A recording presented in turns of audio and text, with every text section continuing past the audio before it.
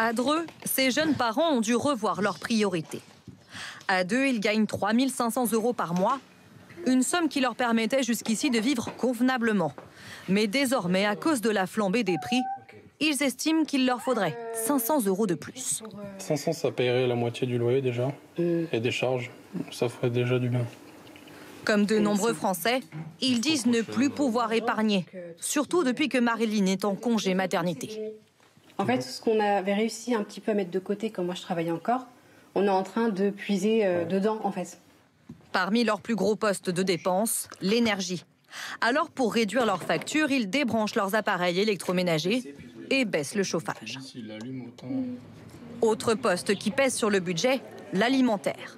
Cette mère de 4 enfants a dû changer ses habitudes de consommation. Elle épluche les catalogues et traque les bonnes affaires. 49 centimes le steak haché. Ça me permet de manger de la viande à moindre coût. Avec 1 600 € de revenus, Mélanie ne sait pas combien d'argent en plus il lui faudrait pour vivre mieux. Mais en attendant, elle n'achète plus qu'en promotion. En lot, ça revient moins cher qu'acheter individuellement, quoi. À 150 km de là, Mélissa est coiffeuse. Dans son salon, elle voit 2 fois moins de clients que d'habitude. Ils freinent leurs dépenses. Ses revenus ont donc fortement diminué. Selon elle, il lui manque 700 € par mois. Elle doit réduire ses loisirs. C'est-à-dire que par exemple, au restaurant, on avait l'habitude d'y aller 2-3 fois par mois. Maintenant, on va y aller 1 fois. Des Français plus que jamais obligés de s'adapter. En juin, les prix devraient encore augmenter de plus de 5 %. Cette mesure pourrait vous permettre d'économiser 138 € par an. La redevance télé devrait être supprimée. C'est en tout cas la volonté réaffirmée par le gouvernement. Elle devrait disparaître de votre avis d'imposition dès septembre prochain. Elle représente 3,2 milliards d'euros et sert à financer l'audiovisuel public.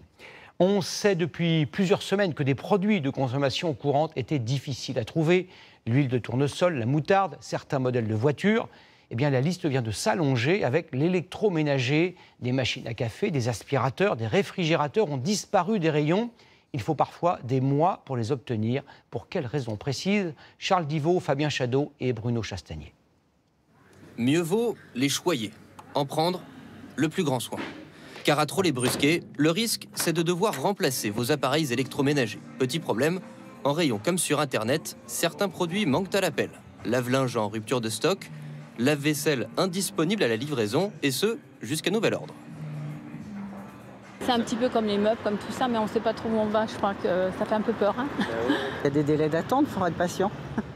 Pourquoi cette soudaine pénurie? Pour le savoir, nous nous sommes rendus en caméra discrète dans un magasin d'électroménager. Avec l'ambition d'acheter un lave-vaisselle, la vendeuse nous prévient tout de suite, il va nous falloir être patient. On a des grosses ruptures en ce moment. Pendant 2 mois, on n'a pas eu de stock. Ouais. Oui. C'est dû à la guerre, c'est parce que les pièces détachées n'arrivent pas en temps et en heure dans les usines. Donc du coup, nous, ça prend un retard énorme pour la livraison. Des délais pouvant aller jusqu'à plusieurs mois. Et pour cause, la plupart des pièces sont fabriquées en Asie, où à cause du Covid, de nombreuses usines sont à l'arrêt et où sont bloquées des centaines de porte-conteneurs, sans lesquels, pas de réfrigérateur, de lave-linge, de lave-vaisselle ou encore de machines à café. Leur prix va donc augmenter. Il y a un grand nombre de matières premières qui augmentent pour la fabrication de ces appareils, mais il y a également le coût de l'énergie pour fabriquer ces appareils. On est vraiment dans une situation inédite. Dont les effets se font d'ailleurs déjà sentir en rayon. En moyenne, le gros électroménager coûte 10 % plus cher qu'il y a un an.